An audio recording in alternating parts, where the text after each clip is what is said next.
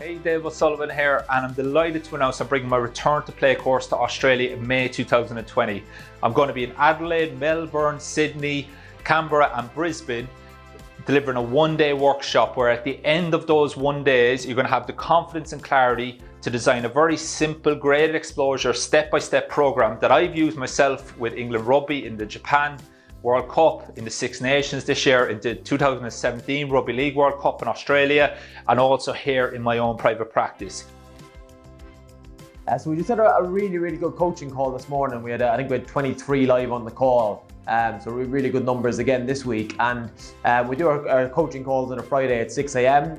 The reason we do 6 a.m. is it's a good time for all the therapists in America and Australia as well to get on. So we've got a really good group of therapists from different backgrounds where we can discuss the previous week's module. So obviously this week was module 3 and the upper limb. So it was all about kind of the upper limb and the assessment, treatment and rehab for that. So there was some really good discussions on the call, and I suppose one that I wanted to highlight is what we're actually trying to influence with our rehab, and kind of at what level are we trying to change things in terms of the higher centres of peripheral nervous system, etc. And I suppose after the discussion, we kind of got down to kind of two main things. And I suppose especially like people with a lot of persistent pain, or when they've had a very acute pain, where there's that kind of fear avoidance, there's that like a fear of movement almost. So in terms of the higher centres, we almost have to overcome that, get confidence back in the movements, update the belief system that actually these movements are okay. But at the same time, to do that well, from the peripheral nervous system, we need to create a much better input, because if the input or the afferent information isn't good coming up, obviously the brain's going to be expecting a certain amount of stimulus. If there's a mismatch, you're going to get a conscious experience of whatever it is, pain, stiffness or whatever, which we cover a lot of those, kind of that theory in the pre-course content in the mentorship. So unless we change the afferent information from the peripheral nervous system, and again, we do a lot on kind of trying to stimulate the muscle spindles, trying to stimulate the Golgi tendon organs, desensitize those.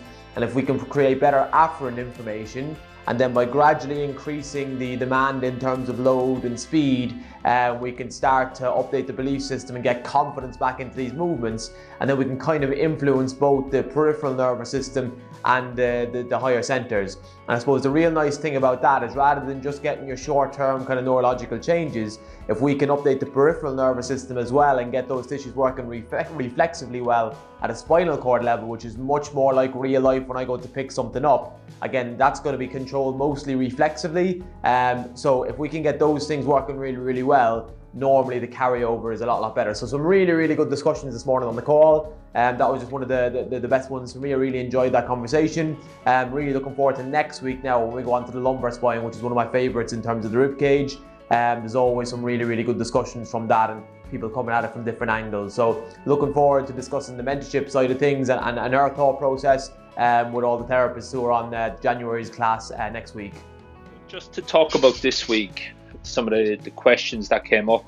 I posted quite a few pieces this week on the changes we made, and one of the big changes that I've made in the mentorship was, and you'll see this in the return to play courses this year also, is really valuing the ability to tolerate load well through foot pressures, but to really do it eccentrically in a coordinated pattern. Now, for just to be completely clear, I'm not talking about eccentrically loading a muscle or trying to isolate a muscle and taking it through eccentric range. What I'm talking about is putting the lower limb muscles on tension and getting the coordinative ability of these tissues to eccentrically load. Now, we do that in the mentorship by respecting foot pressures, and this week a therapist saw how we do that. Now, we will use the upper limb or we'll use the rib cage to either increase or decrease load through certain fibers. So she reaches across here, she's going to shorten her pec. So now when she presses with her fingertips, she's going to have to really use the serratus here. So get her into protraction and horizontal flexion, reach fully across, and now get you're applying your resistance to your fingertips here. If she's fine without the reach but then fails with the reach, I'll be very suspicious of those tissues. You can check subscap as well, but just getting her to pull into her belly button basically with your hands. Your hands are here, and you're just getting her to resist internal rotation. If either of those are positive, then I'll be very interested in that junction here between the serratus and the subscap. Does that make sense, Kim? I think Kim's on live. Are you, Kim?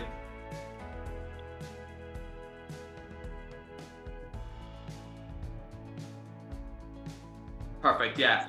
Yeah, so that junction's a big one. The way I treat that normally is I get him sideline. So get him sideline, you support the arm, and then I'm just trying to palpate underneath the scap as best I can. So another question I was asked was key metrics before you let a player go back running or a patient go back running. So obviously this is going to vary a little bit patient to patient, but one of the most important steps that we use is hopping.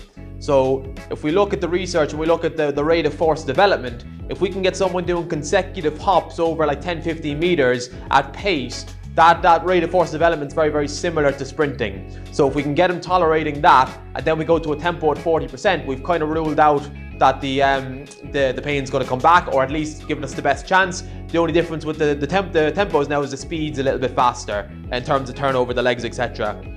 Obviously, you're going to build up to those consecutive hops. So we do a lot of elastic lunging, so not like a traditional lunge. What I'm really interested in is the ability to co-contract at the knee. Then we'll go to leaps, hops, consecutive hops, etc. And like I said, there's a lot of things that we're looking at as we go through those progressions to make sure that the patient's going to be okay with those.